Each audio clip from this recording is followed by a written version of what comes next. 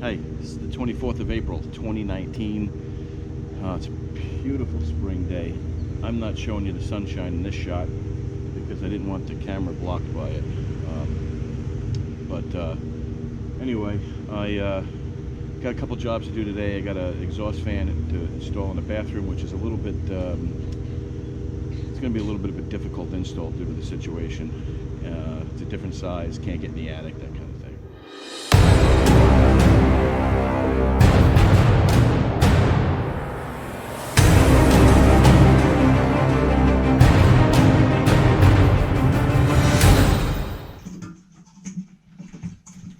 This light housing is held on by a small wing nut, so I'm just removing that. I'll drop the light housing, and that will reveal the actual fan box. There is an awful lot of dust up in here, a good 30 years worth. And then I unplugged the fan. You look close at this. I didn't hold it in front of the camera very long, but there is a massive amount of dust on there. I was kind of hoping there was some give to this, but this exhaust fan is one that was installed when the house was being built, and it has straps that are nailed right into the ceiling rafters. I'm going to take the one screw out and remove the fan assembly. That allows you to see up in there a little further, but I can't see the straps. It's an enclosed box. I'm going to have to find another way. I did look from the attic access door, and I would literally have to be maybe 4 years old to get over into here because the roof pitch is not in our favor.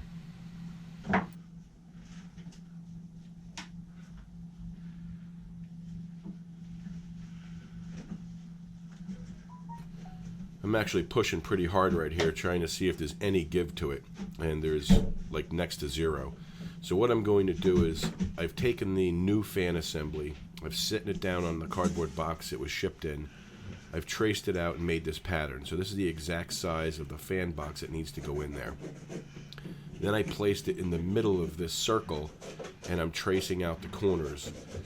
My goal is that when I put the cover on this fan with the light assembly, it's going to hide the other parts of the circle where the old exhaust fan is missing. Now, my dad always said, if it don't move, get a bigger hammer or a bigger tool.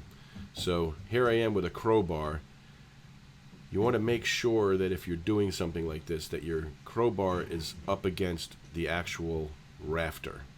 If you put it on the side where there is no wood, you're going to end up damaging the drywall and make your job even harder. So I'm sneaking this in there a little bit and prying up on it just enough so that maybe I can see the straps. So I've moved it just enough I can see the bottom of the straps. So now I'm going to pull out my reciprocating saw. I lowered the volume here for you so this wouldn't hurt your ears. I'm going to cut the straps. There's actually 4 straps holding this in place, and they're a good 1/8 of an inch thick with nails into the rafters. So I'm going to cut them free, and then what's left of them in the attic I will just bend back out of the way. Now before you go jamming your saw blade up in there, run your fingers up in there, make sure there's no electrical wires in the way. The power's off to the house, but the last thing you want to do is cut an electrical wire in half, especially if you don't notice it and it stays that way in their ceiling and there's an extreme fire hazard. So always check first. So manhole covers are round for one reason. A circle will never fall through the same size circle. Therefore, this exhaust fan will not come out through that round circle that's already cut in the drywall.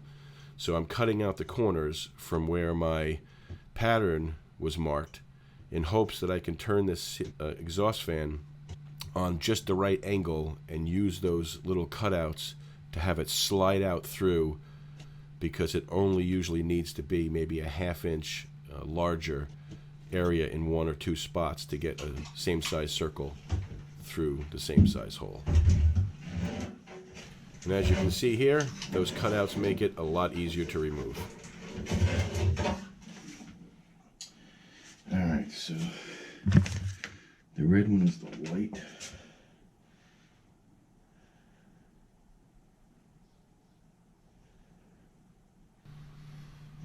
When you're installing an exhaust fan that's intended to be installed from the attic area and you're doing it from below, you're best to put the exhaust fan body up in there and wire it in place and then put the exhaust connection on afterwards. This way you can maneuver it in the attic space just enough to get all your wiring connections in, get the doors closed for the wiring box, and get everything safe and secure.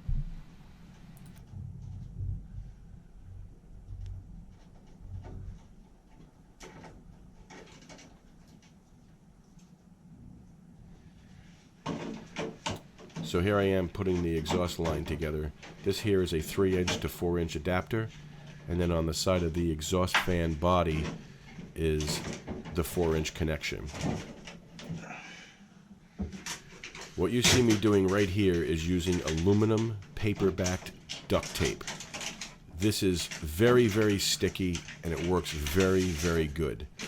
Now I suggest you use this because the last thing you want is this exhaust line to come apart in your attic.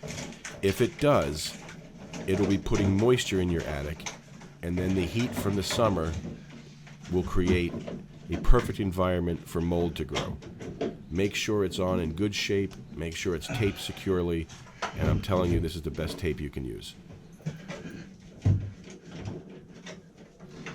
Alright, with both of your connections on there, this won't fall through the ceiling, so just go ahead and line it up with your cutouts from your traced pattern and sit it in there so it fits in nice and secure. Now this is a pro tip for you.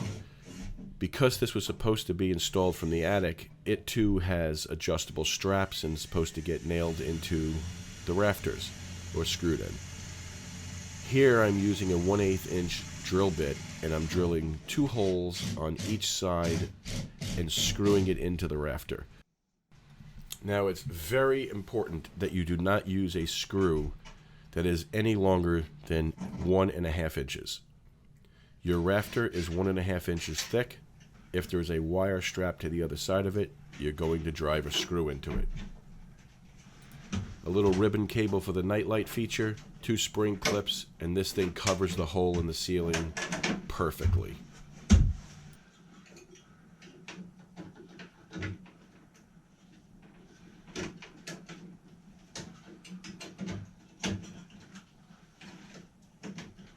You want to turn the power back on? This exhaust fan has 3 separate switches controlling the regular light, the night light, and the exhaust fan. And I'll highlight them here for you in just a second. It's really nice. Night light. Fan. Light.